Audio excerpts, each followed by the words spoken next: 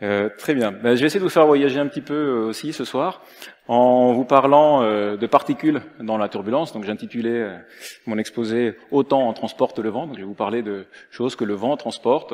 Alors j'ai mis le vent, mais on va pas parler que de vent. L'eau transporte aussi des choses, les fluides en général. Donc ça va être le sujet de l'exposé de ce soir. Alors, certes, comme l'a dit Olivier, la mécanique des fluides, c'est un sujet complexe, mais bon, j'ai essayé de le rendre accessible. Donc, on va voir si vous accrochez à ces concepts, à ces idées. Alors, je vous montre ici un exemple. Vous voyez que le vent transporte des choses. Ici, il transporte des graines de pissenlit. Alors, le vent, il va non seulement les arracher, mais surtout, après, il va pouvoir transporter ces graines loin, aussi loin que possible, pour pouvoir assurer la dispersion de l'espèce. Et non seulement il les transporte loin, mais également il les disperse de façon sur un large territoire. C'est quelque chose qui est important. Alors on va essayer de comprendre comment ça marche. Pourquoi le vent permet de faire ça, de les transporter et puis surtout de disperser ces petites graines. Alors on le voit pas, mais tout autour ici il y a une myriade de tourbillons. Donc dans l'air. De la même façon, quand vous marchez dans un couloir, derrière vous, vous laissez une myriade de tourbillons, des tourbillons de toute taille, ce qu'on appelle la turbulence, et c'est de ça dont je vais vous parler aujourd'hui, et je vais vous expliquer comment ces tourbillons contribuent à ce processus de transport et de dispersion de particules. Alors des particules, quand on parle de particules, c'est pas uniquement des graines, des particules, des écoulements qui transportent des particules, on en rencontre dans énormément de situations. Donc je vous montre ici quelques exemples dans l'atmosphère. Donc ça c'est une tempête de sable. Alors selon où on se trouve, si on est à l'intérieur de la tempête, c'est impressionnant. Si on est juste à l'extérieur, c'est aussi impressionnant. Ce qui est aussi spectaculaire, c'est que ce sable-là, il peut être transporté à l'échelle planétaire. C'est-à-dire que les vents vont pouvoir transporter et disperser sur des nuages qui peuvent faire des milliers de kilomètres ces petites particules qui sont fines et qui vont être vraiment transportées à l'échelle planétaire. Alors je ne sais pas si ça arrive ici à Nancy, mais à Lyon, c'est pas inhabituel qu'on se réveille et qu'on a un ciel orange et puis les voitures couvertes de poussière. Voilà, donc c'est du sable qui nous arrive direct du Sahara. Mais bon, le vent va également transporter, alors ça on en a beaucoup entendu parler lors d'événements volcaniques en Islande, au Chili par exemple, et ces petites particules de cendres vont être transportés également à grande échelle et peuvent avoir un impact, par exemple sur le transport aérien ou ce genre de choses. Mais il y a également des particules plus lourdes, plus grosses, qui elles vont pas être transportées à grande échelle, mais qui vont être transportées à plus petite échelle, qui vont également avoir un impact localement autour du lieu d'émission. Alors comment est-ce que les petites particules et les grandes particules interagissent avec l'écoulement qui les transporte? On va parler de ça aussi. Alors des particules, je continue un petit peu des exemples. Il y a aussi il y a un côté positif. Je vous ai parlé des graines, le pollen, tout ça c'est des choses que la turbulence contribue à transporter et qui ont un impact favorable pour la survie des espèces. Les particules, ça peut être également ce genre de phénomène quand on a des incendies qui vont être également transportés sur des grandes échelles. Mais c'est également les nuages. Les nuages, c'est des gouttelettes d'eau. Les nuages d'altitude, ce sont des petites particules, des petits cristaux de glace qui sont en interaction permanente avec la turbulence et qui, quand elles sont toutes petites, vont rester en suspension et quand elles sont plus grosses, vont tomber. Alors l'initiation de la pluie, comment la pluie tombe ensuite et comment elle interagit avec la turbulence. Étonnamment, c'est des choses que l'on comprend dans les grandes lignes, mais pas dans les détails. Par exemple, aujourd'hui, on ne sait pas prédire à quelle vitesse tombe une goutte de pluie. Et c'est en particulier à cause de l'interaction avec l'écoulement environnant qu'est la turbulence. Donc on va également aborder ce genre de questions. Alors des particules, on en rencontre également dans l'eau, et l'interaction avec la turbulence peut également être très important dans ces situations-là. Donc il y a des particules comme le phytoplancton ou le zooplancton qui vont être transportées. Également, vous avez peut-être entendu parler de la neige marine. Donc ce sont des petites particules organiques qui vont sédimenter au fond des océans et qui jouent un rôle très important dans le cycle du carbone, comme stockage de CO2 notamment. Donc comprendre leur dynamique, comprendre comment elles vont être transportées dans l'eau, comment elles vont sédimenter pour emmener capter le CO2 en surface et l'emmener dans les profondeurs, c'est quelque chose qui est important. Et également toute la question du transport sédimentaire, du dépôt des sédiments, fait intervenir ces couplages entre des petites particules et des écoulements qui peuvent être complexes. Alors des particules, on en trouve aussi dans l'espace. Donc par exemple la formation de planètes. Les planètes se forment initialement à partir d'un nuage de gaz qui contient des petites poussières. Ces petites poussières vont finir par s'effondrer autour du plan du disque d'accrétion et finir par former des planètes. Alors ça c'est une vue d'artiste, mais ça c'est une véritable vue d'un disque d'accrétion. C'est la première fois qu'on a observé avec un télescope, c'est en 2014, un disque d'accrétion. Ce qu'on observe là, c'est des petites poussières, millimétriques. Et dans ces petites zones noires que vous voyez, c'est là où sont formées les planètes. Et la formation des planètes est également directement liée à l'interaction, au couplage entre ces petites particules micrométriques, ces petites poussières, et leur couplage avec le gaz environnant. Et c'est un problème qui intéresse énormément les astrophysiciens. J'en reparlerai un tout petit peu tout à l'heure. À plus grande échelle, les galaxies peuvent également être vues comme des particules qui interagissent avec un milieu encore plus grand. Alors, ça laisse rêveur si on continue à se projeter dans ces dimensions-là. Alors des particules, je vous ai montré des exemples de particules qui interviennent dans la nature, mais l'homme les utilise tout le temps. Nous utilisons des écoulements qui transportent des particules, alors que ce soit pour explorer, bon ça c'est des montgolfières, mais nous utilisons beaucoup des balises. Donc ça c'est un exemple de balise Argos que l'on utilise dans la mer pour pouvoir faire différents sondages, différentes mesures dans les océans. Donc ça, c'est une carte qui nous donne la position de plein de balises que nous avons déposées dans les océans, qui nous donnent accès à des mesures. Et comprendre leur mouvement dans l'océan requiert de comprendre leur couplage avec les tourbillons océaniques et avec la turbulence de l'océan. Alors nous envoyons aussi des ballons dans l'atmosphère, également pour des mesures, ou pour de l'espionnage, paraît-il. On en a entendu parler récemment. Voilà, et donc également pour savoir comment ces particules sont transportées, comment ces ballons sont transportés, est-ce qu'ils vont aller survoler la Chine ou les États-Unis, il faut comprendre comment elles interagissent avec les tourbillons de l'atmosphère. Alors nous utilisons beaucoup les particules également pour nos activités économiques, pour l'agriculture, alors des fois à bon escient, des fois à mauvais escient, mais dans tous les cas il faut connaître. Si on, par exemple, lorsqu'on va aller jeter du pesticide sur des champs, eh bien, il faut savoir où ce pesticide va aller. Il va non seulement être déposé là, mais il va interagir avec la turbulence et les écoulements qui sont autour, et il va pouvoir être dispersé dans des zones où on n'avait pas prévu qu'il le soit. Et donc comprendre et maîtriser tous ces comportements est essentiel. Nous avons également énormément de procédés qui utilisent des particules, à commencer par la combustion dans votre moteur à combustion. Il y a encore des mécanismes qui produisent des petits sprays, des petites gouttelettes, des toutes petites gouttelettes, et c'est ces petites gouttelettes qui vont donner lieu à la combustion qui va faire fonctionner votre engin. Et le couplage de ces gouttelettes avec les jets et les petits tourbillons de la turbulence qui apparaissent ici est essentiel. Et je vous montrerai tout à l'heure qu'il peut y avoir des mécanismes qui peuvent conduire à une agglomération de ces gouttelettes et donc à une diminution de l'efficacité de la combustion. Et ce sont des choses qu'il est important de maîtriser également. Alors il y a toutes sortes de réacteurs, que ce soit des lits fluidisés ou des sprays qui utilisent également des particules en interaction avec des écoulements qui peuvent être complexes. Évidemment, un problème très sensible, très actuel, c'est le problème de la pollution. Donc des particules contribuent énormément à ça. Donc que ce soit des particules émises par les véhicules ici, mais également dans les roues, des cheminées industrielles.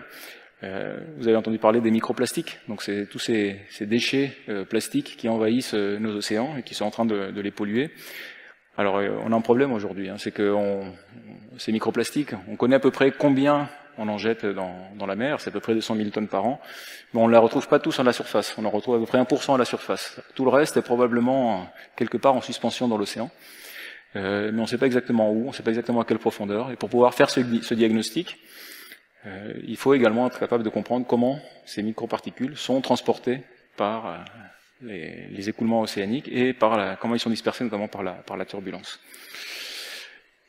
Et récemment, on a beaucoup entendu parler également de micro-gouttelettes et d'aérosols dans la crise du Covid. Donc de la même façon ici, comprendre comment sont dispersées ces gouttelettes, combien de temps elles vont rester en suspension, quand est-ce qu'elles vont sédimenter, elles vont retomber. Ce sont des questions qui sont très importantes et pour lesquelles il nous manque encore des modèles suffisamment précis pour pouvoir avoir par exemple des règles de distanciation sociale qui soient vraiment efficaces. Et puis toutes sortes d'autres gouttelettes et de particules qui peuvent impacter notre santé.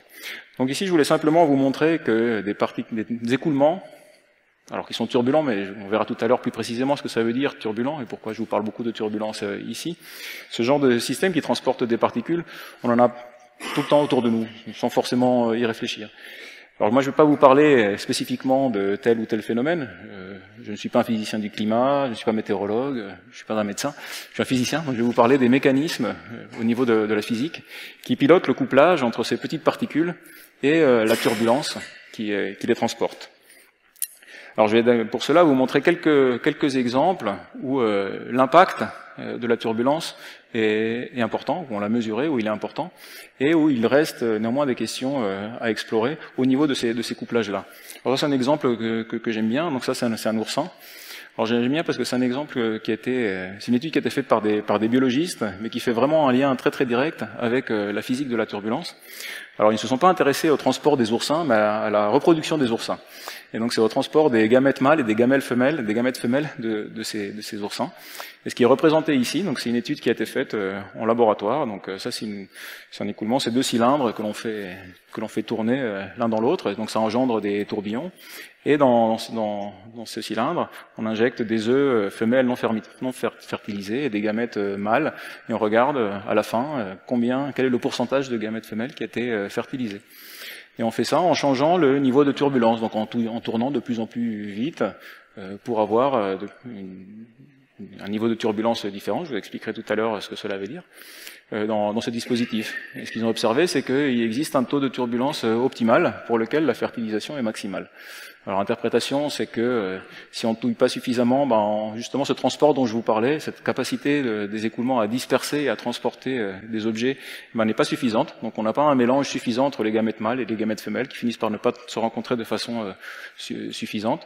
Et donc la fertilisation n'est pas bonne. En revanche, si on touille trop fort, ça va engendrer trop de gradients dans les écoulements et ça va avoir tendance à détruire notamment les œufs femelles qui ont une certaine taille et qui peuvent être cisaillés et donc détruits par la turbulence qui est trop intense. Et donc ce maximum résulte de cet équilibre.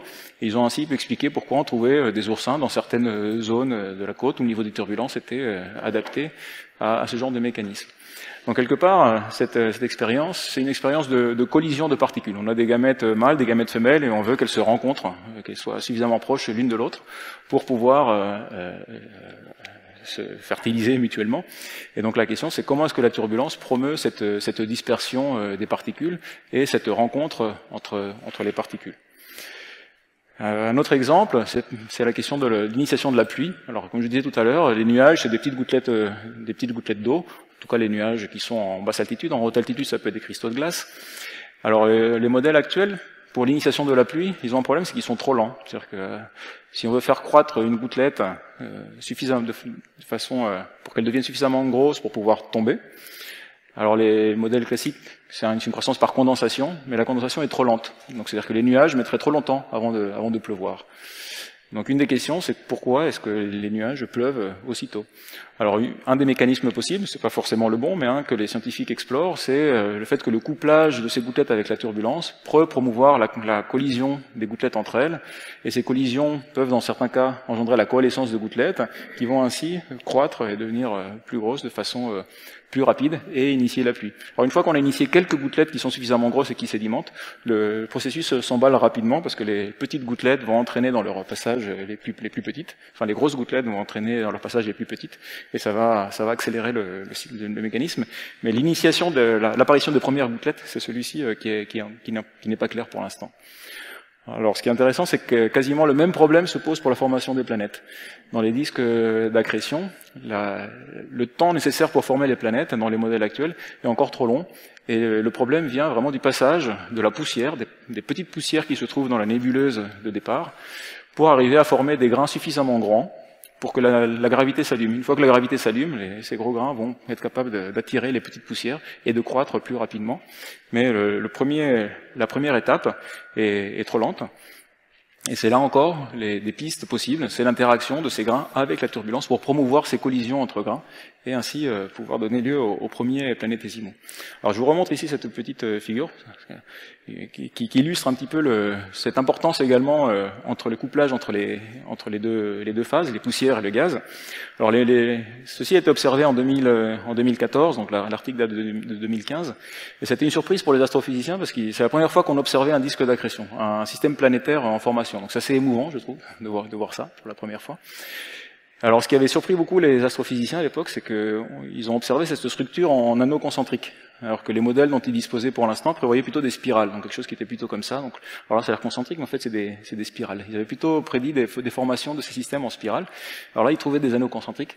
Ils se sont rendus compte que dans les modèles, justement, en changeant le couplage entre la poussière et le gaz, on pouvait avoir tantôt des spirales, tantôt des anneaux concentriques. Donc c'est un point qui montre à quel point ce paramètre et la compréhension fine de ces couplages est importante pour comprendre ceci. Et la question, voilà, quels sont les mécanismes qui rendent cette formation planétaire possible et faisant intervenir le couplage avec la turbulence. Une autre question qui est très importante, c'est le cycle des particules, en particulier des aérosols dans l'atmosphère. Alors les aérosols, c'est des toutes petites particules, des particules qui sont transportées par les fluides et qui se comportent essentiellement comme si c'était eux-mêmes le fluide. Alors ces particules, je vous en ai montré quelques exemples. C'était des petits grains de sable ou des petites poussières, ça peut être de la cendre volcanique ou des petites particules de pollution. Donc elles ont une origine qui est naturelle ou qui est anthropique. Mais à la fin, elles vont être transportées dans l'atmosphère, et puis les plus petites vont être transportées à l'échelle planétaire. Alors leur impact est multiple. Ces particules, quand elles se retrouvent dans l'atmosphère, elles vont changer les propriétés d'absorption de l'atmosphère. Donc ça va avoir un impact sur la météo, ça va avoir un impact sur le climat à long terme. Ces particules, éventuellement, à un moment, elles vont retomber. Alors les plus petites, elles retombent essentiellement par la pluie. Elles sont tellement petites, mais c'est ce qu'on appelle la déposition humide. Donc quand il pleut, les gouttes de pluie vont entraîner les petites particules qui vont retomber. Et alors quand elles retombent, par exemple si elles retombent sur des glaciers, ça va tendance à obscurcir les glaciers, donc à changer l'albédo de la Terre, et donc avoir un impact aussi sur le climat et sur le bilan radiatif de la Terre. Donc la compréhension de ce cycle-là, comment les particules sont mises en suspension, comment elles sont transportées, dispersées dans l'atmosphère, et à la fin comment est-ce qu'elles retombent de l'atmosphère jusqu'au sol. Tout ça, c'est des mécanismes dont on a besoin, ce sont des briques élémentaires qu'on a besoin de mieux comprendre, afin d'affiner les modèles climatiques notamment. Et je vais finir avec cet exemple, qui est l'exemple des microplastiques dont je parlais tout à l'heure. Alors les microplastiques, il y a un exemple ici, donc ça fait la une de National Geographic il n'y a pas très longtemps. Donc ça, c'est des petits débris de plastique. Donc souvent, c'est des gros débris, donc des sacs, ou alors des plus gros morceaux de plastique qui finissent dans l'océan, et puis qui finissent par se dégrader et par se détériorer en toutes petites particules. Et c'est ça qui fait en particulier qu'on ne retrouve pas tout ce qu'on a jeté dans la mer quand on fait des mesures ou des observations satellites en surface. Donc il faut être capable de savoir où sont partis ces plastiques. Alors je pense qu'il y a peu d'espoir pour qu'on aille les repêcher, mais au moins qu'on arrive à diagnostiquer l'état des lieux. Il faut comprendre comment ces plastiques sont dispersés dans les océans. Une autre problématique liée aux océans, alors c'est pas les plastiques, c'est ce dont je parlais tout à l'heure, c'est la neige marine. Alors la neige marine, ça, c'est pas de la pollution, c'est des particules organiques. Souvent, ça peut être du phytoplancton, du microplancton qui a fini par mourir et qui va tomber, mais qui joue un rôle important dans le cycle du carbone, puisque c'est de la matière organique, donc qui contient du carbone, qui a été absorbé en surface, du CO2 qui a été absorbé en surface, qui va finir par se redéposer au fond. Donc c'est un des mécanismes importants de stockage de CO2 et de récupération de CO2.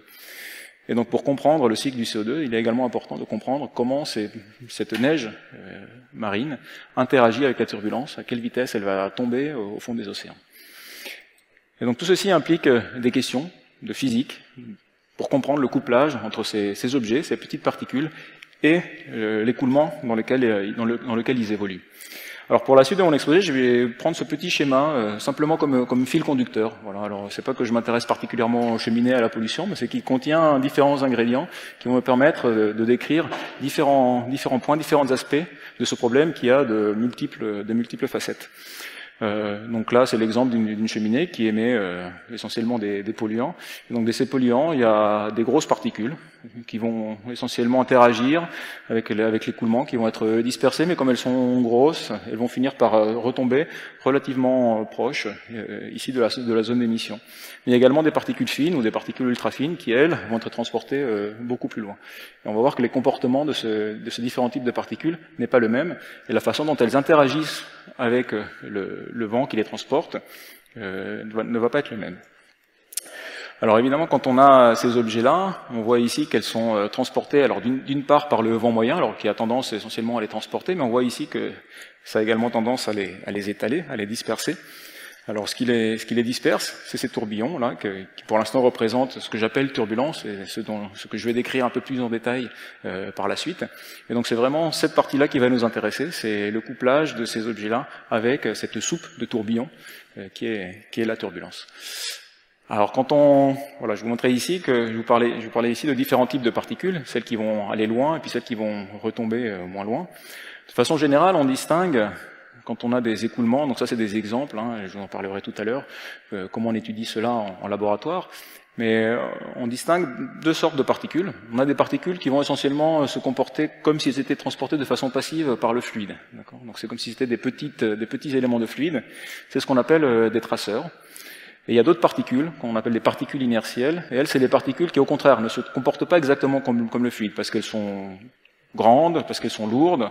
Il peut y avoir d'autres raisons, elles peuvent être ce qu'on appelle des particules anisotropes, elles peuvent avoir une certaine forme, du coup elles s'alignent de certaine façon avec l'écoulement. On peut avoir des particules actives, d'une certaine façon un poisson ou un oiseau va interagir avec la turbulence, mais il a lui-même la capacité de se propulser, et cette capacité-là va changer la façon dont il interagit avec les écoulements. C'est pas forcément un point que je vais aborder, ceci. Je vais me limiter aujourd'hui à discuter le cas où les particules, on va dire, sont des sphères, mais elles peuvent avoir une taille ou une densité qui fait qu'elle ne va pas forcément se comporter comme si c'était un fluide, comme si c'était une particule de fluide. Alors pour étudier ces phénomènes, pour étudier ces couplages au laboratoire, alors on a toute une palette d'outils. Alors on étudie ce problème-là grâce à des expériences qui nous permettent de mettre en évidence des comportements. Vous allez voir des comportements qui souvent sont contre-intuitifs. Et ensuite, il s'agit de les expliquer, d'expliquer ces expériences. Donc pour ça, on développe des théories, des modèles.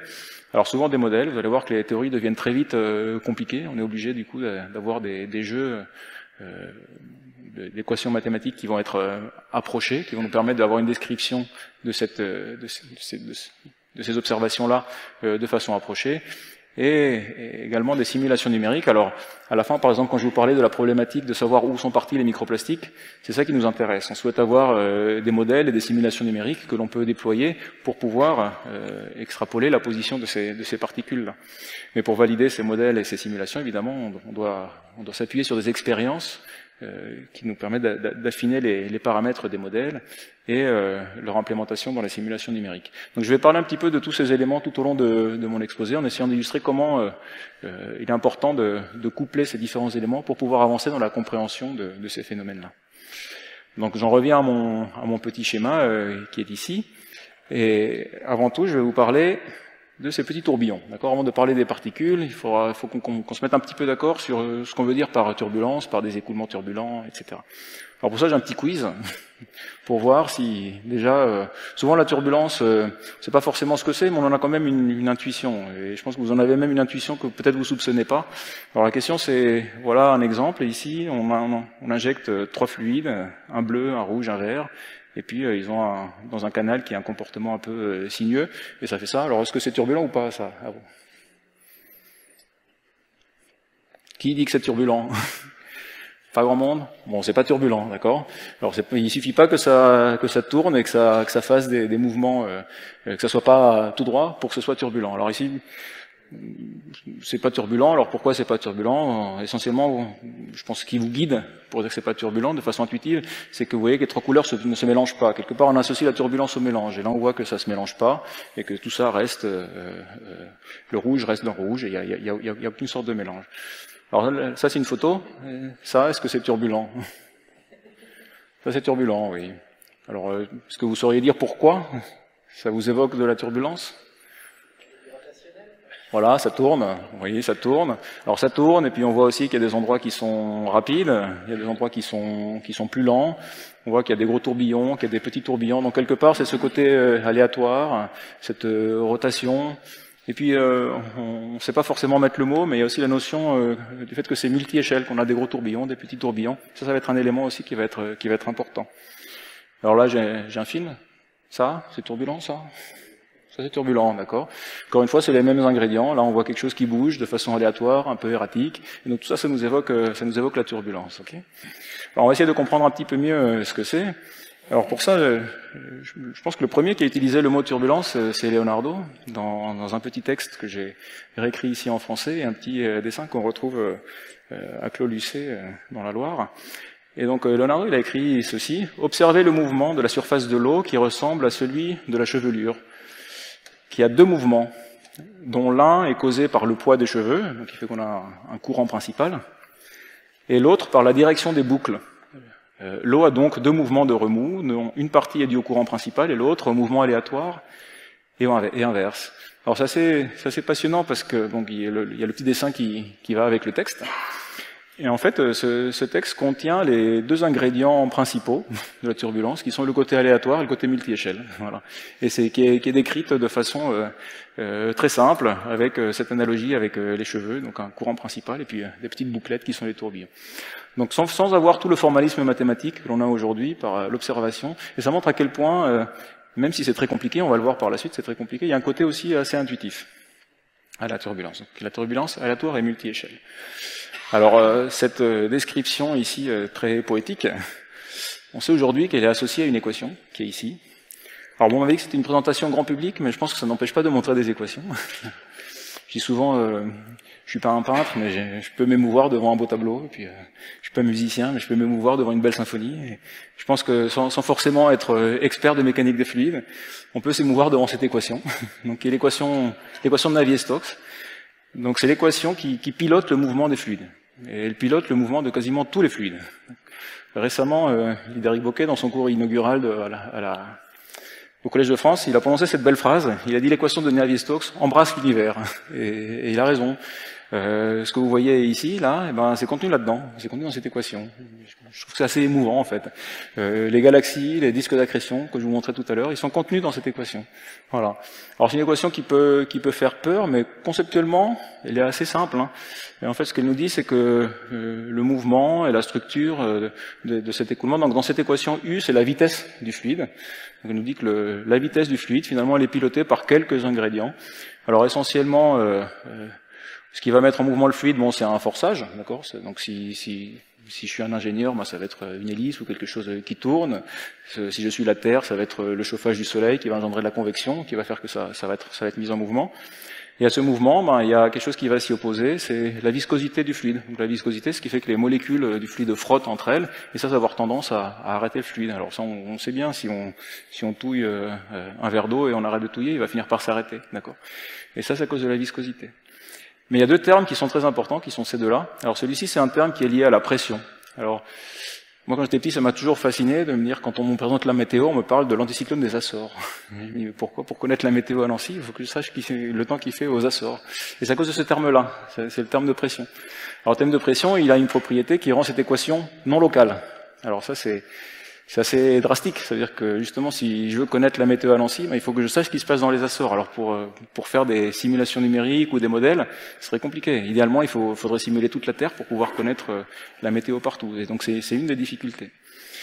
L'autre difficulté de cette équation, elle vient de ce terme-là. Alors vous voyez que ça, c'est un terme qui me dit comment le champ de vitesse se transporte lui-même. Alors ça, c'est une véritable mise en abîme. On va beaucoup parler de cette mise en abîme, d'accord. Et c'est ce terme-là qui rend cette équation très compliquée. Alors cette équation, elle est certes émouvante. Alors on comprend un petit peu avec les mains leur contribution. Essentiellement, le fluide bouge parce que si la pression est plus grande d'un côté, il va d'un côté, il va de ce côté-là. Il s'arrête par la viscosité et puis il se transporte lui-même parce que c'est un écoulement qui bouge. Donc on arrive à comprendre un petit peu. D'un point de vue mathématique, c'est parmi les équations les plus difficiles de la physique. Elle est tellement difficile qu'elle a été établie par Navier en 1823, donc on fête le bicentenaire de l'équation en ce moment, cette année. C'est un grand événement, donc on fait pas mal d'actions autour de ce bicentenaire. Alors Navier, qui était un ingénieur, un mathématicien français, et ben, il a écrit cette équation il y a 200 ans, et puis les mathématiciens n'ont pas énormément avancé avec cette équation. Alors, c'est-à-dire qu'évidemment, on ne sait pas la résoudre. Non seulement on ne sait pas la résoudre, mais on ne sait même pas démontrer qu'elle est bien posée en fait, qu'elle accepte des équations, des solutions, pardon. Donc il existe un prix, je pense que ça va être $1 million, à qui pourrait montrer que cette équation accepte des solutions régulières, par exemple. On se doute qu'elle les accepte parce qu'on les a autour de nous et on a peu de doute sur le fait que l'équation est juste. Mais malgré tout, on n'a pas beaucoup avancé.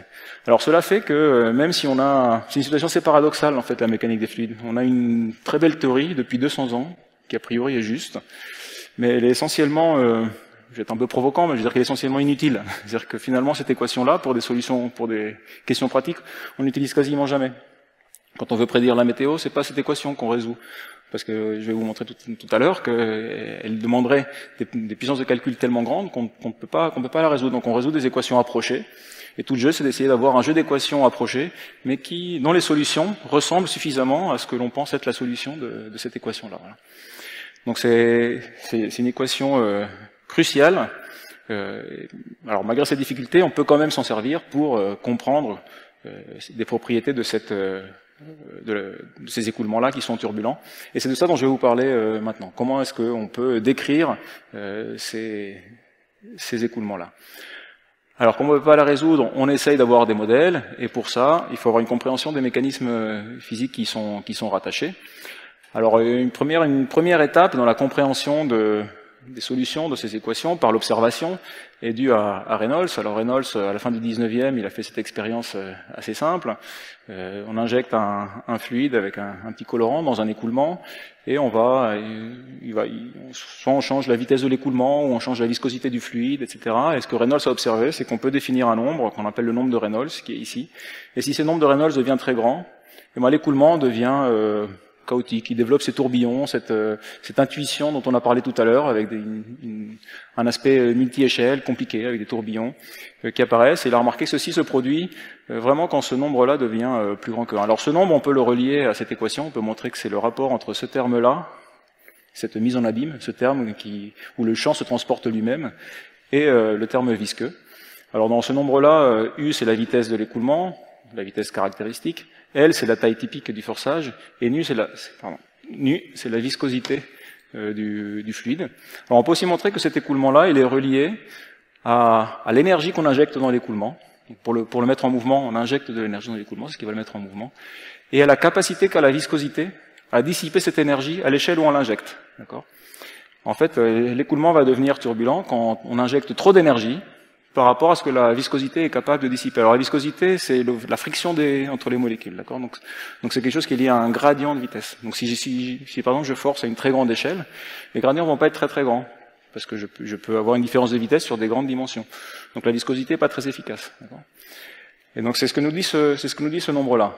C'est que si j'injecte de l'énergie à une certaine échelle, et que la viscosité ne peut pas la dissiper à cette échelle-là, il va falloir développer des échelles plus petites, qui elles vont être plus dissipatives, parce que je vais pouvoir avoir une friction plus importante entre les molécules, qui va dégénérer et engendrer cette dynamique chaotique et multi-échelle. Alors ce nombre-là, si on regarde maintenant ce que ça donne dans la vie de tous les jours, vous avez ici un exemple, si vous prenez du miel, d'accord, donc du miel dans un pot, et puis je sais pas, vous essayez de l'agiter avec une petite cuillère, donc typiquement 1 cm par seconde, dans un pot qui fait 10 cm. Le miel, j'ai oublié de mettre les unités ici, donc ça c'est des mètres carrés par seconde. Et ben là, vous pouvez calculer le nombre de Reynolds, c'est à peu près 1,5. D'accord ? Donc le miel, a priori, si vous touillez du miel, vous n'allez pas voir cette dynamique avec ce petit tourbillon. D'accord ? Par contre, si vous prenez de l'eau, juste le fait de verser de l'eau, ben, vous avez tout de suite un nombre de Reynolds qui est de l'ordre de 1000. D'accord ? Assez vite, dans un tout petit système. Et en fait, si vous prenez un nuage, avec l'ordre du mètre par seconde, dans de l'air, donc la viscosité de l'air c'est 10-5 mètres carrés par seconde, vous voyez que le nombre de Reynolds est gigantesque, d'accord ? Donc ça évidemment c'est turbulent. De façon générale, l'eau et l'air, qui sont des fluides que l'on pratique tous les jours, ont une faible viscosité, d'accord ? Donc 10-6, 10-5, ce qui veut dire que tous les écoulements autour de nous sont turbulents, On n'a quasiment pas le choix. Le simple fait de marcher, de bouger sa main, c'est-à-dire que derrière, même si on les voit pas, eh ben je développe des structures qui sont... Alors on les voit hein, quand il y a du soleil à travers des persiennes et qu'il y a de la poussière, ces petites particules dont je vais parler, ben on voit qu'il y a des tourbillons, que ça s'agite de façon assez compliquée. C'est inévitable, d'accord? C'est parce que les fluides que l'on manipule tous les jours sont très peu visqueux.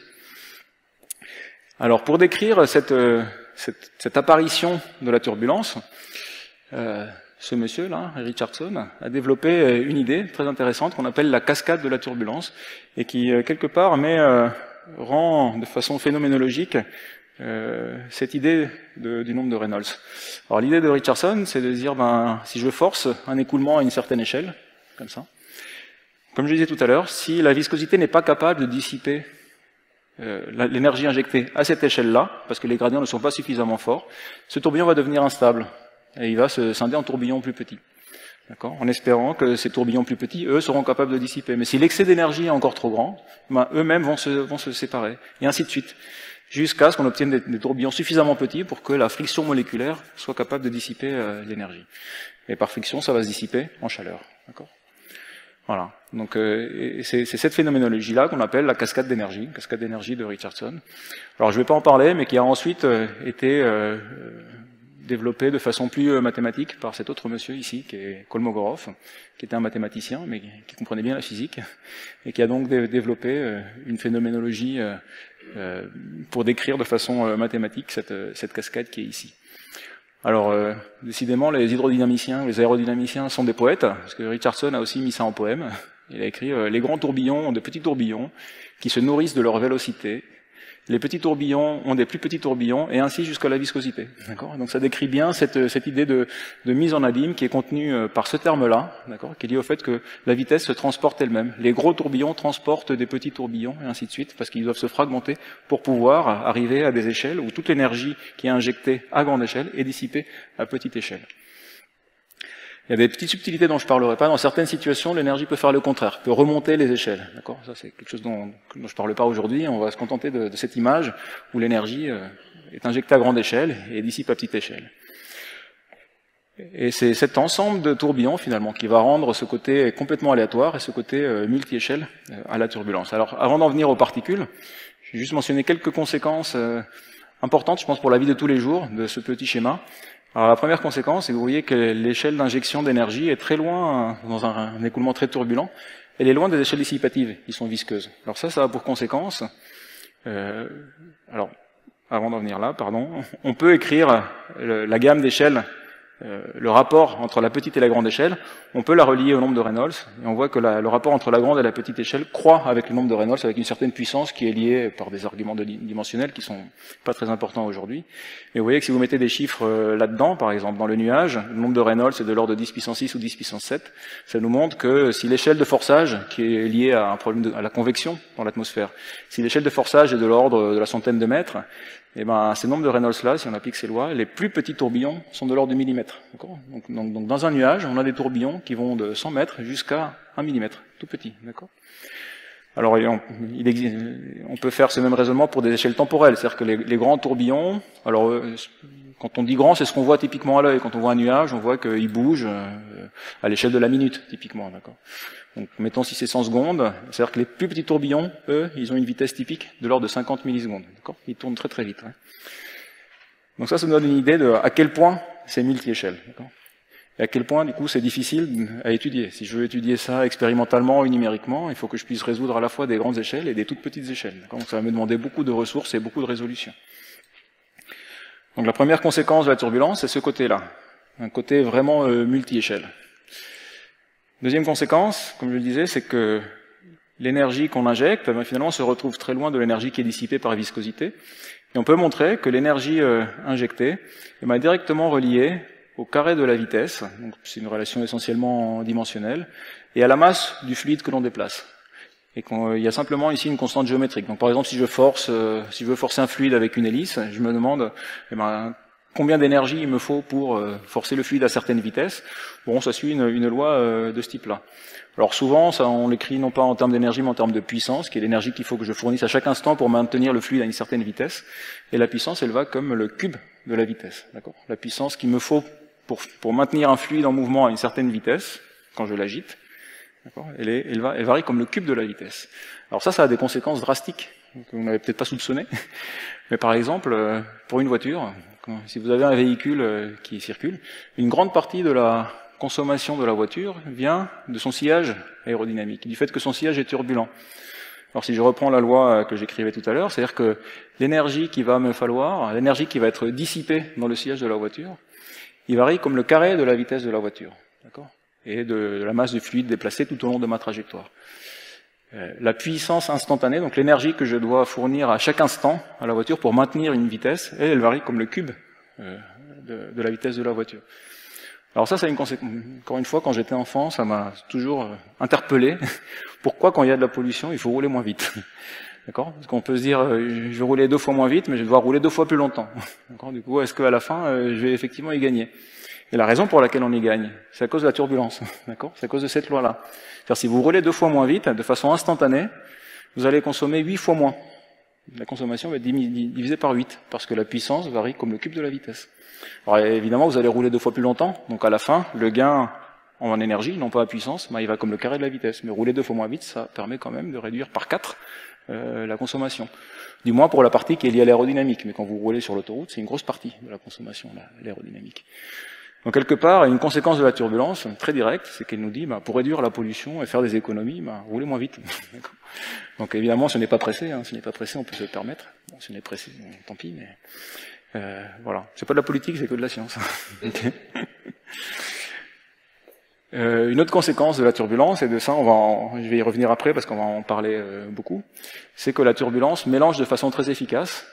Alors ce que vous voyez ici en bas, ce sont deux petites vidéos que j'ai prises sur YouTube, mais on trouve des bonnes vidéos sur YouTube. Et donc la première, c'est une vidéo qui ressemble beaucoup à l'expérience de Taylor dont je vous parlais tout à l'heure. Donc on injecte un fluide ici qui est coloré dans un tube, et ici on est dans une situation où le Reynolds est très très bas, et on voit que le fluide, ça s'étale un petit peu, mais pas beaucoup, d'accord. Donc ça disperse un petit peu, mais pas beaucoup. Et dès qu'on augmente le nombre de Reynolds, alors on voit que ça se disperse très très vite, et à la sortie du tube, on a déjà on a déjà mélangé l'ensemble du colorant sur tout cet espace-là. Voilà, et donc ça nous dit que la turbulence mélange et disperse, et on va essayer de comprendre tout à l'heure comment est-ce que cela se produit. Ok, donc on commence à comprendre un petit peu mieux comment ça marche la turbulence. C'est aléatoire, c'est multi-échelle, il y a des questions d'énergie, il y a des questions de mélange qui interviennent. Maintenant, on va se poser la question comment les particules interagissent avec cette soupe de tourbillon. Okay. Et on va commencer par se poser la question comment est-ce qu'on étudie ça je vous ai dit tout à l'heure qu'on peut faire des expériences, des simulations, de la théorie. Alors comment est-ce qu'on étudie ça dans les laboratoires? Alors au laboratoire, on a toutes sortes de jeux, de jouets, avec lesquels on étudie ça. Donc là, je vous présente ici quelques-uns de nos fleurons. Donc on a des expériences. Ce qu'on veut, c'est avoir des situations contrôlées. Alors on veut pouvoir contrôler cette cascade d'échelle dont je vous parlais. On veut pouvoir contrôler la géométrie à grande échelle de l'écoulement. Alors on travaille, ça c'est un exemple par exemple. On peut faire une turbulence qui n'a pas d'orientation privilégiée, qui est homogène en espace, qui est isotrope dans toutes les directions. Donc pour ça on a des forçages où on force avec des hélices, mais qui sont dans toutes les directions, de façon à pouvoir créer quelque chose qui est un cadre que le théoricien aime bien, qu'on appelle la turbulence homogène et isotrope. Alors c'est quelque chose qui n'existe pas vraiment dans la nature, mais qui est très pratique pour pouvoir essayer de comprendre quelques propriétés de cette équation dont je vous parlais tout à l'heure, qui est si compliquée. Il faut essayer de se simplifier un peu la vie. Donc on a ce système-là. On l'ensemence avec des petites particules, et puis on peut visualiser l'écoulement qui est ici. On s'intéresse beaucoup aussi à des écoulements de jet. Des écoulements de jet, parce que je vous ai montré tout à l'heure qu'on peut en avoir dans des sprays, dans des éruptions volcaniques, quand on éternue. Tout ça, c'est des écoulements qui ressemblent beaucoup à des jets. Donc c'est un écoulement aussi canonique en laboratoire. Ça, c'est un écoulement qui ressemble plus à un mixeur ou à un mélangeur. Ça, c'est plus un écoulement qui va nous permettre de sonder des phénomènes comparables à ce qu'on peut trouver dans les océans. Donc, c'est des écoulements qui sur des grandes hauteurs, qui nous permettent d'avoir une turbulence qui varie en fonction de la hauteur, par exemple, pour avoir des effets de stratification, ce genre de choses. On peut également utiliser des écoulements dans l'air. Alors, dans l'air, on utilise beaucoup des souffleries avec des grilles qui permettent de faire de la turbulence. On a toutes sortes de grilles, toutes sortes de jeux qui permettent de faire de la turbulence dans des conditions contrôlées. L'idée étant de pouvoir contrôler ces échelles et le niveau d'aléatoire. Ça, c'est une expérience qu'on a fait il y a quelques années, où on a mis une grille dans une très très grande soufflerie de l'Onera. Donc la grille faisait 10 mètres. Et ça, c'est encore des écoulements que l'on fait dans l'air. Et puis il y a des écoulements plus exotiques. Des fois, on veut étudier des régimes qui sont plus exotiques. Donc ça, c'est par exemple la turbulence cryogénique, donc l'hélium liquide. Alors l'hélium, c'est très peu visqueux, donc c'est le fluide qui nous permet de faire les plus grands nombres de Reynolds dans les expériences. Il a même des comportements assez fantastiques à très basse température, où la turbulence s'annule complètement, donc ça donne lieu à des effets de turbulence quantique qui sont assez intrigants. Puis il y a toutes sortes d'installations qui sont utilisées soit par nous, soit par des collègues. Ça, j'en parlerai un tout petit peu à la fin de mon exposé. C'est pour faire des expériences en microgravité. Donc on fait des expériences et puis on les laisse dans un ascenseur en chute libre. Et ça nous permet aussi de comprendre pas mal de phénomènes de couplage entre les particules et les écoulements. Alors avoir l'expérience, c'est pas tout. Il faut pouvoir les mesurer, avoir une métrologie qui nous permet de caractériser la dynamique de ces particules. Alors pour cela, je me rends compte que je parle et que le temps passe. Pour cela, on utilise la difficulté vient de ce côté multi-échelle et du fait que la grande échelle sur la petite échelle, on a toute cette gamme d'échelles dont je parlais ici tout à l'heure. Et donc il faut une métrologie qui soit très précise. Alors ça, c'est quelque chose qui a explosé ces dernières années grâce à la technologie d'imagerie rapide à très haute résolution avec les caméras rapides. On est capable aujourd'hui, alors on ne voit pas ici, mais on peut enregistrer avec de multiples caméras. On ensemence avec des particules. Et on est capable de reconstruire avec des algorithmes dédiés la trajectoire de centaines, voire de milliers, voire aujourd'hui de dizaines de milliers de particules. Alors cela, je vous montre ici simplement comment ces techniques ont évolué. Dans les années 90, on pouvait suivre une particule, de l'ordre d'une particule. Au début des années 2000, on en suivit une centaine par ces méthodes-là. 2010, un millier, et de nos jours, on est capable de suivre 10 000 à 100 000 particules simultanément. Donc ça donne accès à une dynamique très riche de tous ces écoulements-là. Les simulations numériques, j'en parlerai un peu moins, mais il s'agit de résoudre cette équation-là. Donc ça, c'est compliqué à cause de ce système, toute cette dynamique multi-échelle qui apparaît ici, et qui fait qu'il nous faut des maillages qui sont de plus en plus fins. Alors, la plus grosse simulation aujourd'hui, elle fait du 16 000 au cube, elle permet de faire des nombres de Reynolds de l'ordre de 1 million ou 10 millions. Mais c'est des simulations qui utilisent des calculateurs énormes. Alors, quand on veut faire les particules, il ne s'agit pas de résoudre que le fluide, il faut en plus une équation du mouvement pour les particules. Et c'est là où on a un gros problème. C'est que de nos jours, on ne sait pas écrire une équation du mouvement pour une particule dans un écoulement turbulent, dans un cas général. Et j'en parlerai un tout petit peu par la suite. Alors je vais quand même en venir à vous parler un peu de particules, et je vais commencer par ce cas-là, le cas où les particules se comportent comme des traceurs. Ici, là, c'est là. Alors on a une cheminée qui relargue des particules, et là je schématise une trajectoire, et la question c'est comment est-ce que cette particule interagit avec ces tourbillons. Alors ce que l'on voit ici, c'est que dans cette situation-là, quand on est à grand Reynolds, j'ai montré qu'on est capable de disperser de façon très efficace les particules depuis le point d'injection. Alors que quand on est à bas Reynolds, ce n'est pas le cas. Alors, quelle différence entre ces deux situations? Pourquoi la turbulence permet d'être si efficace? Alors pour cela, on peut d'abord se demander pourquoi quand il n'y a pas de turbulence, c'est si inefficace. Alors quand on n'a pas de turbulence, dans ce cas-là, si je zoome ici ce qui se passe et je regarde dans la tranche, on voit que ça disperse quand même un petit peu. Et ça disperse suivant une loi qu'on appelle une loi de diffusion, que j'ai écrite ici, où la taille caractéristique de ce petit filet de matière, ici qui contient des petites particules, varie comme la racine carrée du temps. C'est ce qu'on appelle un processus diffusif et qui est lié à une constante de diffusion, K. Alors ça, c'est quelque chose que l'on comprend bien, qui a été observé par Brown dès le 19e siècle, et qui est lié au fait qu'une petite particule ici, qui va collisionner avec des molécules autour, alors, normalement, on voit ici une petite trajectoire, va bouger simplement par ces collisions-là, et ça se modélise très bien, et on peut relier ce coefficient de diffusion K ici à la vitesse des particules et à la distance typique entre les particules. Donc c'est un calcul qui a dû être fait, je pense, par Einstein au début du XXe siècle. On peut montrer que la constante de diffusion dépend de la vitesse U des particules. Donc dans un gaz ou dans un fluide, c'est la vitesse d'agitation thermique qui est liée à la température. Et L, c'est le libre parcours moyen entre les particules. C'est en gros la distance entre les particules. Alors si on regarde l'exemple de l'oxygène dans l'air, alors la vitesse d'agitation thermique est assez grande, c'est de l'ordre de 400 mètres par seconde, mais la distance entre les particules est tellement petite que ce coefficient de diffusion est très faible, de l'ordre de 10-5. Ce qui veut dire que ici, la distance va croître avec le temps très lentement. C'est ce qui fait que la seule diffusivité moléculaire ne permet pas de séparer ces particules de façon rapide. Alors dans la turbulence, en fait, on peut calquer ce petit modèle de dynamique brownienne en disant que les particules, elles vont pas collisionner entre elles, mais elles vont interagir avec ces tourbillons ici. Mais pour mieux comprendre, alors maintenant qu'on a compris cette dynamique multi-échelle de la turbulence, alors ce schéma il n'est pas tellement bon, c'est plutôt un schéma comme ça qu'il faut, d'accord, où j'ai des gros tourbillons qui eux sont indépendants les uns des autres, et au sein de ces gros tourbillons, j'ai des petits tourbillons qui eux se transportent mutuellement. Et là-dedans, la particule va interagir avec tous ces tourbillons à grande échelle qui sont indépendants, et elle va être transportée, un peu de la même façon où précédemment chaque particule collisionnait de façon aléatoire avec les molécules. Ici, une particule est transportée, elle va interagir de façon aléatoire avec ces gros tourbillons qui, eux, ne sont pas liés les uns aux autres parce qu'ils sont corrélés uniquement avec les petits tourbillons qui sont à l'intérieur. Alors on peut calquer ce modèle de dynamique brownienne à ce cas-là, c'est quelque chose qui a été fait par Taylor dans les années 20. Et de la même façon que ici, la constante de diffusion était liée à la vitesse et à la séparation entre les molécules, en turbulence, le coefficient de diffusion va être lié à la vitesse de la turbulence et à la distance entre les tourbillons, entre ces tourbillons à grande échelle. Et alors si on reprend un exemple typique dans une cour par exemple, avec du vent, la vitesse est de l'ordre du mètre par seconde, et elle, ça peut être de l'ordre de 10 mètres, et ce coefficient-là peut être gigantesque, d'accord ? Il peut être 1 million de fois plus grand que la diffusion moléculaire.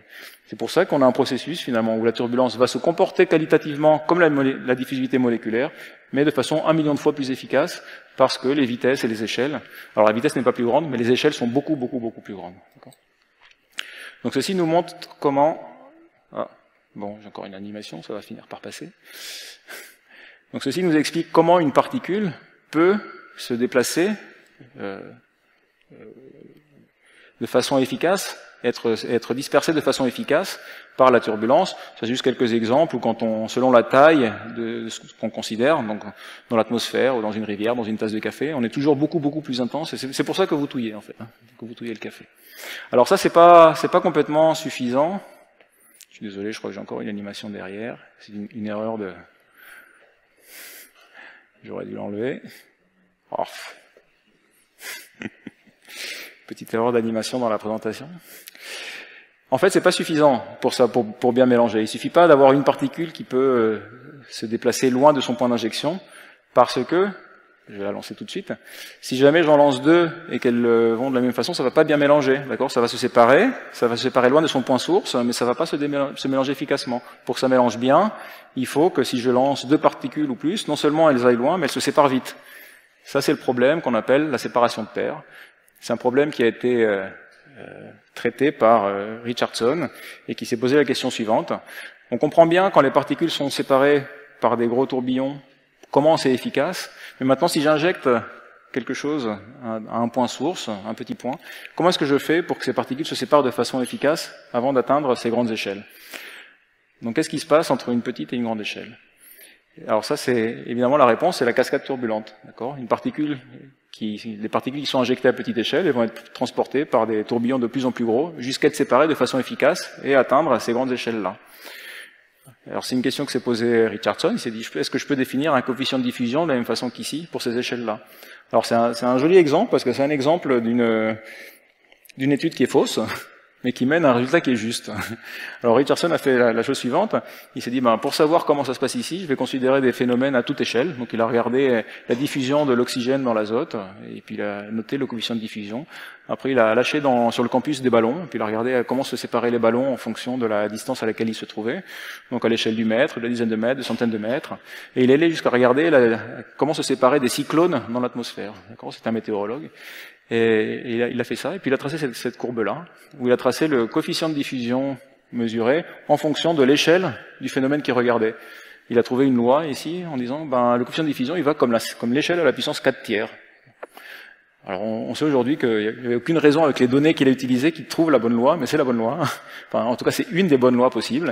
Alors vous voyez, quand vous utilisez dans cette loi-là, K qui va comme delta à la puissance 4 tiers, ça vous dit que la séparation, elle croît comme le temps à la puissance 3,5. Donc c'est très rapide. La diffusion, c'est comme le temps à la puissance 1,5. Donc ça va comme le cube de la diffusion. Donc c'est ce qu'on appelle la superdiffusion. Et c'est ce phénomène-là qui explique comment on passe très rapidement de petites échelles la turbulence, grâce à la cascade de la turbulence, aux grandes échelles, et à la fin, on a un phénomène de mélange avec une coefficient de diffusion K amplifié par un facteur 1 million par rapport à celui-ci, d'accord? Et donc c'est ces deux ingrédients-là. Alors ça c'est juste pour vous donner un peu l'histoire de la dispersion de paires, hein, proposée en 1926, mais je pense que c'est que cette année, peut-être l'année dernière, qu'il y a eu vraiment une observation expérimentale claire de ce phénomène-là. Il y a tout un historique de ce problème de dispersion de paires qui fait que ce n'est que très récemment qu'on a vraiment été capable de mesurer des particules qui se séparent de façon efficace et de façon non ambiguë. C'est l'exemple ici, on voit ce régime en T-cube qui est là, mais qui est très dur à observer expérimentalement de façon paradoxale. Voilà, donc on comprend maintenant comment ces petites particules de traceurs sont diffusées de façon efficace par la turbulence. Il y a le côté aléatoire nous donne un coefficient de diffusion qui va être amplifié par rapport au côté moléculaire, et la cascade nous donne cette séparation de paires qui est très très efficace, d'accord? Et sans le savoir, c'est ce que vous faites. C'est ça, quand on touille son café, c'est exactement ça que vous faites. Vous créez une cascade turbulente qui vous permet d'accélérer par un facteur 1 million ce que ferait le café tout seul si vous le laissez poser sur la table, d'accord? Alors maintenant que je vous ai convaincu que la turbulence mélange bien quand c'est des traceurs, je vais vous parler rapidement de ce cas-là, d'accord? Quand les particules ne sont pas des traceurs. Alors là, vous commencez déjà à voir qu'ici, c'est pas très bien mélangé, d'accord?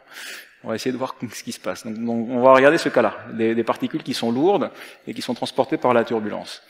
Alors ça, c'est des questions qui sont très importantes. Alors je vous ai parlé d'applications importantes ici. Alors les deux questions qu'on va se poser, c'est celle-ci. Hein. C'est quelle est la répartition des particules dans l'espace? Comment la turbulence répartit ces particules dans l'espace, et comment la turbulence modifie la façon dont les particules vont tomber et vont sédimenter.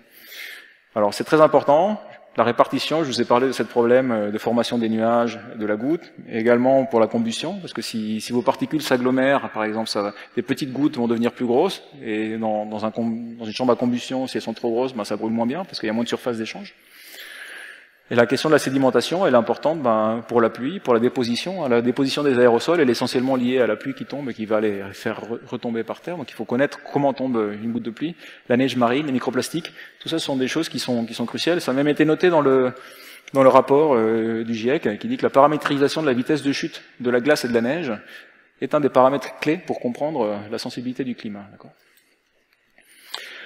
Alors, le problème que l'on a est le suivant, c'est que quand on rajoute les particules couplées à la turbulence, alors non seulement il y a une équation qui est très compliquée à résoudre, qui est l'équation de Navier-Stokes, mais au moins on a une équation dans ce cas-là, mais pour les particules, on n'a même pas d'équation. On voudrait écrire la masse fois l'accélération égale la somme des forces, mais on ne sait pas quoi mettre dans la somme des forces ici.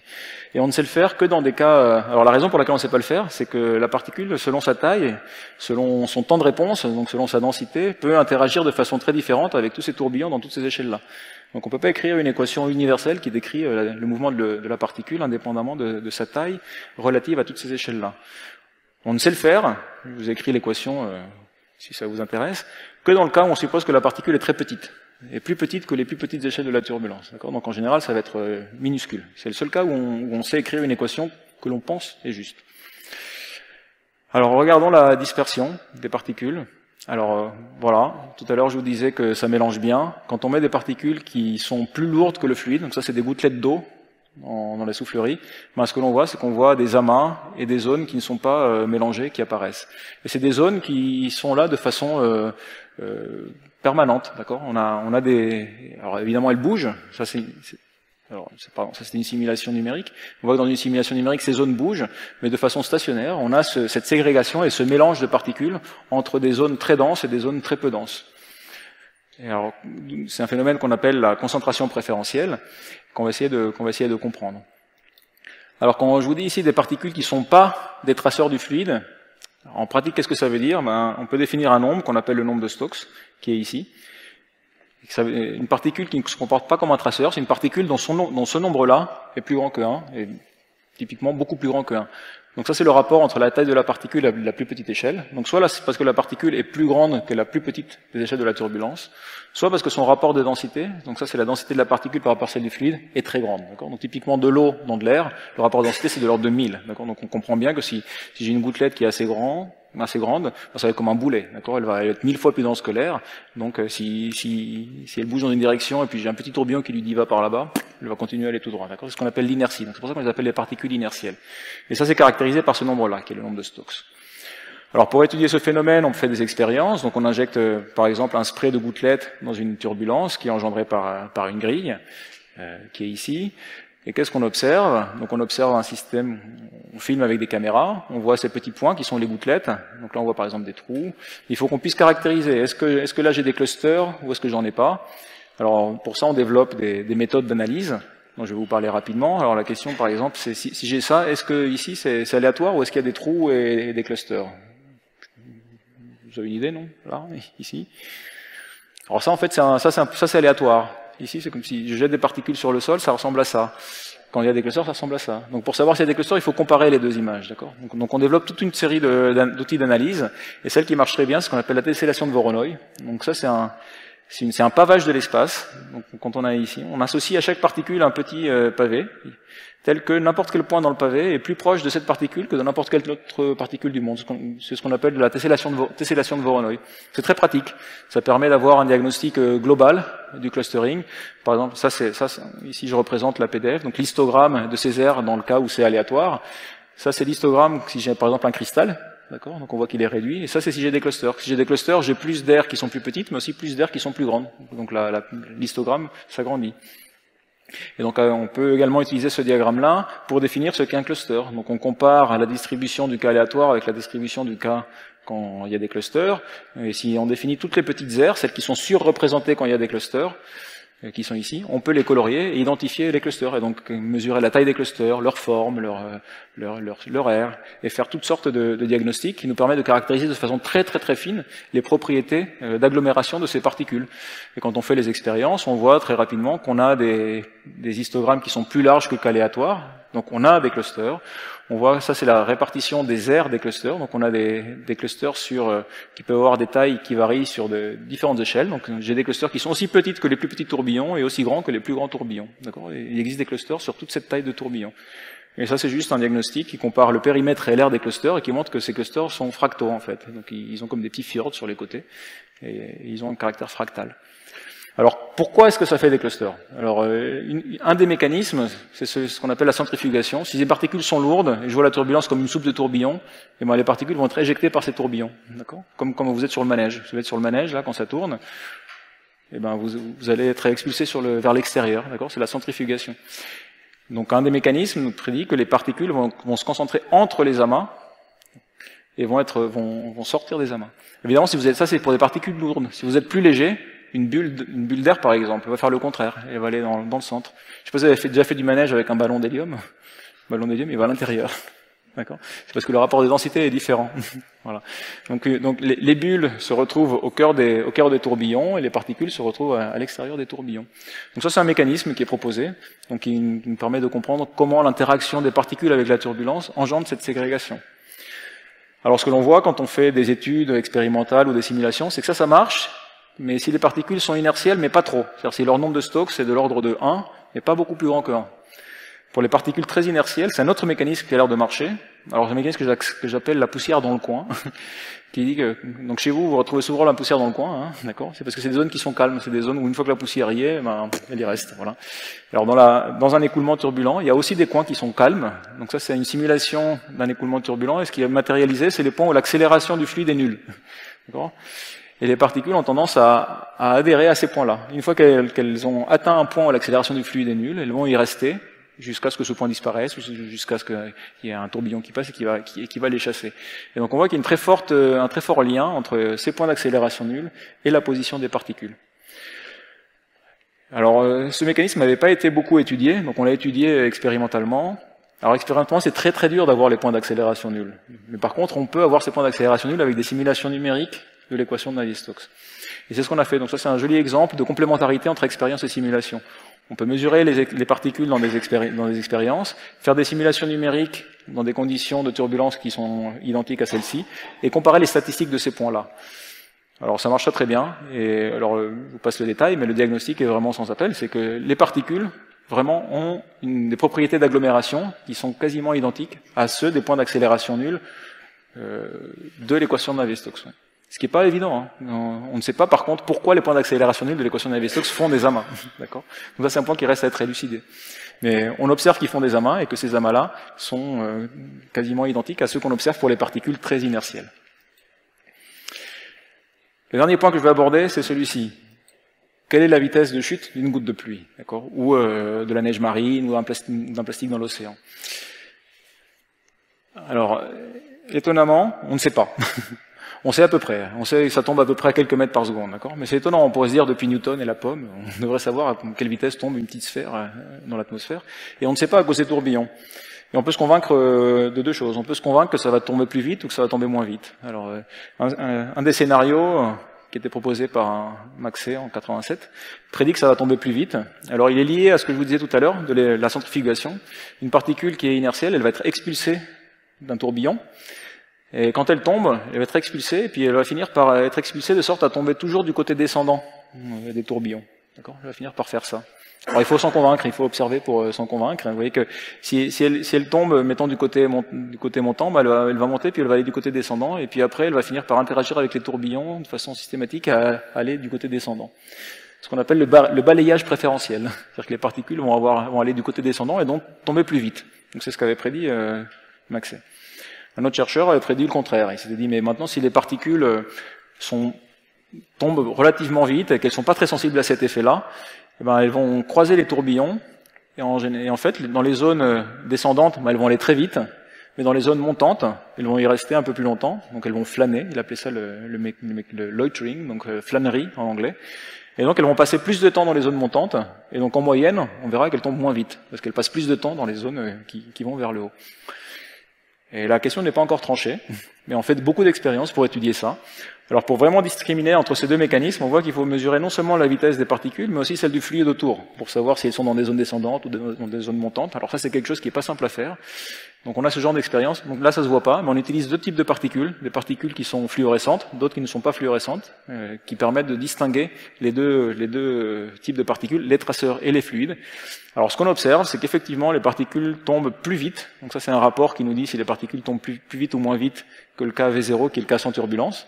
Ce qu'on voit, c'est qu'elles tombent systématiquement plus vite, mais à mesure qu'on augmente la taille des particules, c'est-à-dire quand elles ont tendance à tomber de plus en plus vite, la différence entre le cas turbulent et non turbulent diminue. Ça, c'est intuitif. Hein. Si je fais tomber un gros boulet, finalement, peu importe si je l'agite un petit peu, il va tomber comme un gros boulet. D'accord ?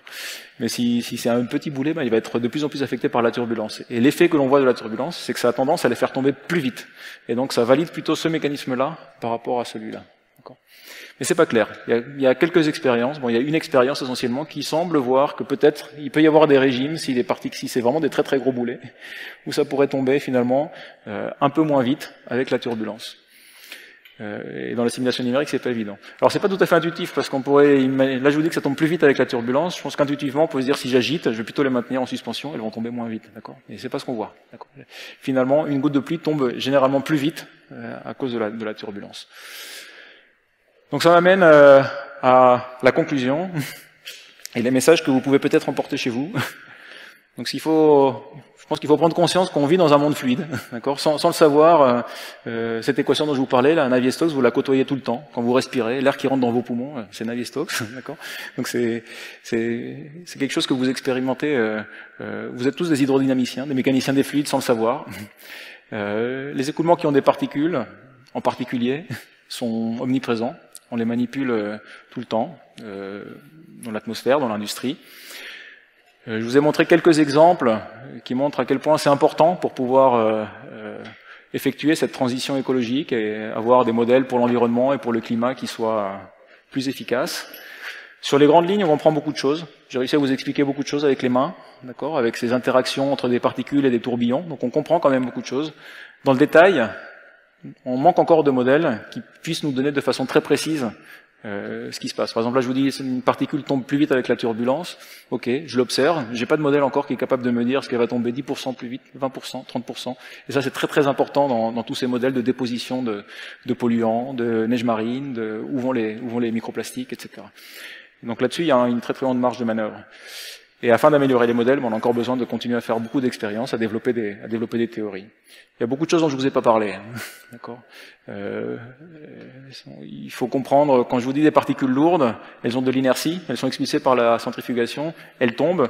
Ces deux effets sont pas équivalents, d'accord. La masse inertielle et la masse grave des particules, c'est la même, mais les effets dans le couplage avec la turbulence peuvent être différents. C'est pour ça qu'on fait des expériences en microgravité ou en lévitation magnétique, qui nous permet de compenser la gravité et d'avoir que les effets d'inertie. Les particules peuvent être non sphériques. Les cristaux dans les nuages, par exemple, ça peut être des petits bâtonnets, ça peut être des petits palais. Ça change complètement la façon dont elles interagissent avec la turbulence, parce qu'elles vont être cisaillées, ces palais vont s'aligner avec le cisaillement, et donc ils vont avoir une dynamique qui va être différente à cause de cet alignement. La turbulence peut être inhomogène, il peut y avoir des effets de stratification, de rotation, des forces de Coriolis qui vont se rajouter, qui vont interagir. Il y a des effets collectifs. Quand les particules forment des amas, la dynamique collective des particules est différente de la dynamique individuelle. Ça change de quelques pourcents, 10%, 30%. Mais pour les modèles, 10%, 30%, ça peut être très important. Donc, et ça, il faut mieux le comprendre. Bon, il y a un domaine fascinant qui sont les particules actives, des particules qui peuvent bouger toutes seules, des insectes, des animaux, des oiseaux, et bien d'autres effets qui sont là. Et je vais finir par quelque chose. J'oublie pas que c'est l'anniversaire du LEMTA et que les particules, ça sert aussi à faire la fête. Et donc, très bon anniversaire au LEMTA. Et merci pour votre attention.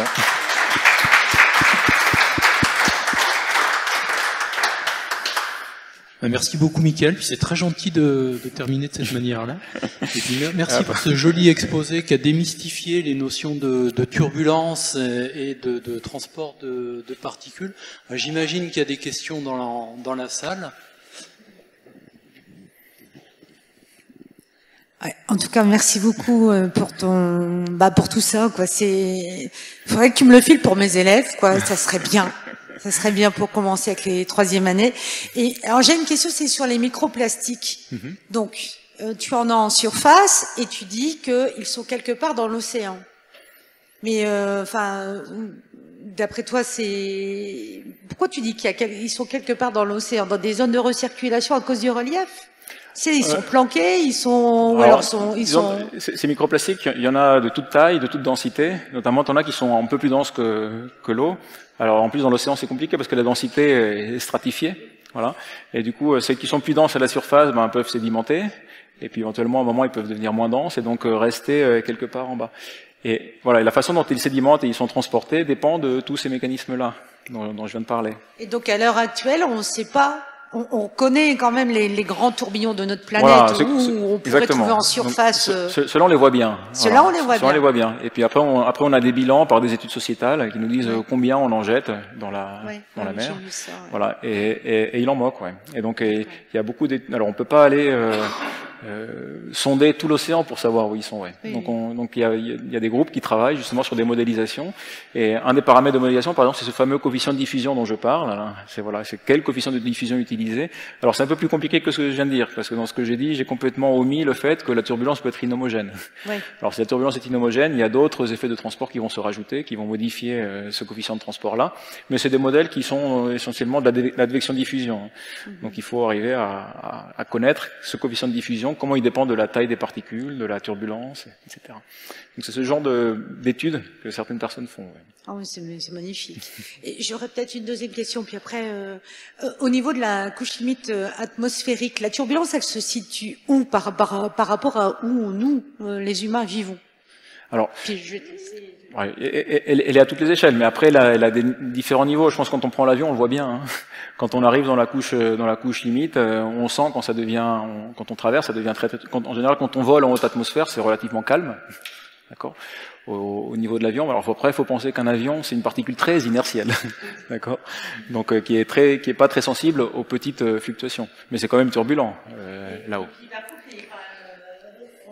Elles annoncent toujours, la turbulence quand on est dans l'avion. Ça, c'est commun, quoi. Oui. Alors, il y a un phénomène dont j'ai pas parlé, hein, qui est le phénomène de l'intermittence de la turbulence, d'accord. C'est que même dans un environnement qui est relativement calme, il y a toujours des zones où il y a des événements extrêmes, des singularités de la turbulence, qui font que autour d'une zone calme, tu peux avoir des zones localisées de très forte turbulence, ouais.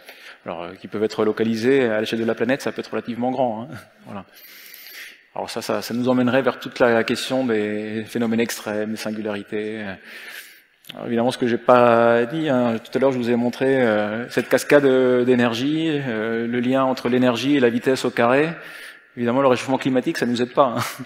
D'accord, parce qu'on va augmenter l'énergie, parce que c'est essentiellement la chaleur qui chauffe, qui fait de la convection, donc ça va forcément augmenter la vitesse des écoulements autour de nous. Donc c'est les événements intenses météo que l'on voit, eh ben, ils vont pas ralentir. D'autres questions? Merci, c'était super bien vulgarisé, vraiment. Top. Moi, j'ai deux questions qui sont peut-être un peu tordues, je sais pas. Je me posais la question des turbulences dans les tokamaks. Parce que du coup, il y a la question du magnétisme. Ce qui se note, j'ai vu qu'il y avait un moment où c'était évoqué rapidement. Et du coup, c'est quoi? C'est du Navier-Stokes modifié ou c'est complètement autre chose? Je suis pas expert des plasmas, oui, mais je connais un peu de la MHD. J'ai pas mal travaillé dans les métaux liquides avec des champs magnétiques. Et effectivement, la base, ça reste l'équation de Navier-Stokes. Et après, il reste des termes supplémentaires qui vont être, qui vont prendre en compte le fait qu'il y a, quand j'écris Navier-Stokes, j'ai rajouté plus F. Donc F, c'est plus d'autres forces qui peuvent exister. Donc ça peut notamment être une force magnétique qui va agir sur les charges. Voilà. Et donc selon la force, à quel point cette force est importante, voilà, ça peut avoir des effets non négligeables. Oui. Ma deuxième question, enfin, je ne sais pas si ça a été essayé. Moi, j'avais fait un peu dans une autre vie des réseaux de neurones, et je me suis demandé, est-ce que ça pourrait être une piste peut-être pour comprendre ça, plutôt que de finalement de se dire bon, on va peut-être mettre de côté Navier-Stokes puisqu'on n'y arrive pas, et on va donner des gigaoctets ou des téraoctets de données sur la turbulence à un réseau de neurones, et puis il va apprendre quoi. C'est un domaine qui est en pleine expansion. L'utilisation de l'intelligence artificielle, des méthodes d'apprentissage pour contribuer à la modélisation de la turbulence. Oui. Il y a des groupes spécialisés là-dedans et c'est exactement ce que tu dis. Ouais. Merci. D'autres questions? Oui. Merci pour l'exposé, c'était vraiment très clair. Je me posais la question, ça m'étonne que les matheux ne savent pas démontrer que l'équation de Navier-Stokes a des solutions uniques, régulières. Même dans le cas 1D, par exemple. Ah, dans le cas 1D, je saurais pas dire, mais l'équation de Navier-Stokes dans le cas 3D, non, on s'est pas montré qu'il y a des solutions régulières.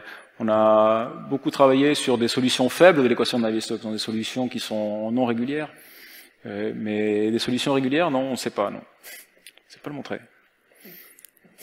Merci. Mais il y a 1 million d'euros à la clé. Donc ça vaut le coup de s'y pencher. C'est ce que je dis à mes élèves, mais du coup, non. C'est ce que je leur dis. Il y a peut-être plus simple pour gagner 1 million d'euros. J'aurais une question éventuellement à propos des grandes échelles, c'est un peu parlé de la création des planètes. Le lien avec Navier-Stokes, c'est quand même pas si évident que ça. Et que devient la viscosité dans ce cas-là? Comment est-ce qu'on peut faire le parallèle? C'est une bonne question. Alors, je travaille pas mal avec des collègues qui s'intéressent à la formation des planètes. Alors, ils utilisent beaucoup de modèles, c'est des modèles bifluides. Du coup, on modélise finalement l'ensemble gaz-particules comme un fluide unique, avec une densité qui dépend de la fraction volumique en particules, etc. Et là-dedans, il y a des termes qui sont liés. Alors, ce qu'il faut voir, c'est que dans les disques d'accrétion, il y a une poussière et puis il y a 2 molécules de gaz, d'accord, qui sont très éloignées. C'est pour ça que la modélisation de Navier-Stokes, c'est une modélisation très grande échelle, d'accord. Donc, on prend des parcelles qui sont grandes, qui contiennent beaucoup de ces molécules et quelques poussières là-dedans, dans ces modélisations bifluides. Mais il y a des termes de type viscosité et de type dissipation, et c'est décrit par cette équation. Ouais. C'est juste que l'échelle à laquelle on définit une particule de fluide est plus grande. Ouais. D'accord. De viscosité justement dans l'espace, ils me regardent avec des grands yeux, quoi, parce que on connaît, il n'y a pas de frottement. Donc mais il y a quand même des collisions. Donc ce serait au niveau du mouvement à petite échelle qu'on pourrait définir. Il faudrait demander aux spécialistes. Oui, d'accord. Oui, je ne vais pas m'avancer sur ce terrain-là parce que c'est pas mon domaine de spécialité. Mais oui, ils utilisent l'équation de Navier-Stokes là-dessus, ouais. Donc il peut y avoir d'autres phénomènes. Hein. On parlait de champ magnétique, donc dans certains cas, il y a des instabilités magnéto-rotationnelles à prendre en compte, etc. D'autres questions? J'en aurais éventuellement une à propos du mélange également. Comment est-ce qu'il faut faire pour maximiser un mélange? Et comment est-ce qu'il faut faire pour le maximiser sans dépenser trop d'énergie? Donc, c'est tout un travail. Hein. Je pense que c'est très empirique, hein, d'accord. La façon, très intuitivement, on se rend compte quand on est petit, il faut touiller, d'accord. Touiller déjà, c'est une bonne solution. Et changer de sens. Mais après, une fois qu'on sait qu'il faut touiller, si on veut gagner encore quelques pourcentages, par exemple dans ce que, alors je sais pas si je peux revenir rapidement à mon transparent, peut-être en faisant, ah non, parce que j'aurais ma particule qui bouge. Enfin, quand je mettais la relation entre l'énergie et la vitesse, par exemple, il y a des termes géométriques qui interviennent là-dedans, d'accord. Et donc ces termes-là, il faut définir une bonne forme, une bonne géométrie d'hélice, ou d'accord. C'est tout le travail pour une voiture, c'est tout le travail de l'aérodynamique. Où est-ce que je mets un aileron, quelle est la forme de la voiture. Donc on en arrive à devoir à ajuster ces coefficients géométriques, alors que l'on fait soit par des essais en soufflerie, des expériences, ou par des simulations, voilà. Mais des simulations, en général, on simule que les grandes échelles. Donc c'est ces modèles dont j'ai pas parlé, les modélisations réduites, parce que par exemple, on peut pas résoudre l'équation de Navier-Stokes pour calculer la traînée ou la portance d'une voiture ou d'un avion. Il y a trop d'échelles à résoudre, et les calculateurs n'arrivent pas à le faire. Donc il faut des modélisations réduites, mais qui, pour ce genre d'informations à grande échelle, si je veux savoir par exemple la traînée, qui est l'essentiel de la dissipation, fonctionne relativement bien, oui. Donc on travaille comme ça. Il faut ajuster la géométrie, c'est de trouver ces bons coefficients géométriques là. Mais je pense pas qu'on ait de méthode miracle pour le faire. D'accord. Toi qui parles de la turbulence et puis de particules, t'as l'air, ça te passionne. Mais alors, attends, maintenant, si je te dis point de vue industriel, on préfère utiliser des modèles Rance. Mm-hmm. Comment tu vas réagir vu que l'importance pour toi, t'es dans la turbulence. Moi aussi, on est tous là-dedans, mais oui. Voilà. Alors du Rance, ou alors le Rance c'est peut-être un peu limite, mais il y a la LES. Ah ouais, non, mais les industriels pour l'instant, la LES, ça dépend qui, hein, et puis quel. Mais il y a beaucoup de choses pour lesquelles ça fonctionne. Mais par exemple, si je veux savoir comment une particule bouge dans un champ de Rance, on va se planter, on va avoir du mal à le faire. Donc, mais ça, c'est des choses qu'on explore aussi. On travaille avec des collègues, des spécialistes du numérique, qui font des LES, et on se demande, voilà, si j'ai une LES où j'ai pas résolu les petites échelles et je mets des particules, à quel point on se trompe sur les coefficients de diffusion, etc. Et là, j'ai pas de réponse pour l'instant. Ça fait vraiment partie des questions qu'on se pose. Oui, ça, je comprends bien. Mais je veux dire, on n'a pas le choix. Si on veut vraiment résoudre des géométries très complexes, pour l'instant, on est obligé de passer par ces modélisations réduites. Donc, quelque part, des fois, ce que je dis à mes étudiants, ce qu'on fait, c'est que c'est un peu comme résoudre une enquête policière. C'est-à-dire que on aimerait connaître les équations de Navier-Stokes, on la connaît pas, on peut pas la résoudre, donc on résout une autre équation, et on veut que la solution de cette équation ressemble à celle de Navier-Stokes. Mais celle de Navier-Stokes, je la connais pas. Du coup, il faut que j'en fasse un portrait robot, d'accord. Et ce portrait robot, c'est pour ça que je fais des expériences. Et alors le problème de ce portrait robot, c'est que dans une enquête policière, on va dire c'est assez facile, parce que je sais que je cherche quelqu'un qui a des oreilles, un nez, des yeux. Là, a priori, cette solution, je sais même pas s'il a des oreilles, des yeux. Donc il faut même trouver les bons descriptifs de la solution. Donc on a les fonctions structure, des corrélations, des décompositions en POD, enfin on a toute une zoologie d'outils mathématiques qui nous permettent de dresser ce portrait robot. Et après, c'est fair play, je résous une équation, je sais que c'est pas la bonne, mais est-ce que la solution qu'elle me donne a le bon portrait robot? Et alors ça dépend après du problème qu'on se pose. Si je veux une traînée, alors le portrait robot, je vais me limiter à une forme globale. Si je veux des choses plus fines, on parlait d'intermittence ou de turbulence, voilà, c'est plus délicat. Il faut arriver à avoir des modèles qui sont de plus en plus fins et qui capturent tel ou tel aspect du portrait robot. Et sur les particules, c'est particulièrement critique, parce que si je veux avoir le mouvement des particules, il faut intégrer la dynamique lagrangienne en chaque point, en interpolant la solution eulérienne que l'on a résolue sur la Rance ou sur la LES. Et là, on a de fortes chances de se tromper. Ouais. Oui, pardon. Oui, j'ai une toute petite question. Donc, on a vu les difficultés liées à ce sujet. On a vu que bien qu'il y ait beaucoup de moyens expérimentaux et numériques, on progresse assez doucement. Mais est-ce qu'il ne faudrait pas complètement changer de point de vue et adopter un nouveau paradigme pour résoudre le problème? Tu veux dire trouver une autre équation que Navier-Stokes? Par exemple. Je sais pas. Pour l'instant, je pense que c'est On sait que cette théorie, elle est bonne. Enfin, elle est vraiment basée sur l'équation du mouvement de Newton. Enfin, on aura du mal, je pense, à revenir à quelque chose d'aussi fondamental. Par contre, là où il y a beaucoup de marge encore, c'est sur ces modélisations réduites. Là, il y a beaucoup de choses à explorer. Quelque chose dont j'ai pas parlé, par exemple, c'est tous les modèles stochastiques. Il y a beaucoup de choses quand on fait des modèles qui ont quelques bonnes propriétés pour les particules, probablement plutôt que de faire du Rands ou du LES. Je pense que les pistes qui sont explorées, c'est de faire de la modélisation stochastique. Donc on modélise les particules comme des petits sauts qui bougent. Alors la base de ça, c'est le mouvement brownien dont je parlais tout à l'heure. D'accord, c'est juste les particules bougent à chaque instant dans une direction aléatoire. Le pas d'après, c'est un modèle de Langevin qui prend en compte une dynamique à petite échelle qui sera résolue. Alors dans cette problématique-là, qui est celle des particules, il y a beaucoup de travaux qui avancent dans cette direction-là, à faire des modèles stochastiques qui sont de plus en plus raffinés et dont la solution ressemble de plus en plus à Navier-Stokes, ouais. Enfin, à ce que peut nous donner Navier-Stokes, et qui est compatible, ouais. Ah oui, qui est compatible avec, ouais. Ouais. Après, je dirais pas tellement que ça avance lentement, hein, ça avance très vite. Hein. Surtout ces dernières années, il y a des choses sur la modélisation, sur les expériences qui ont avancé de façon rapide.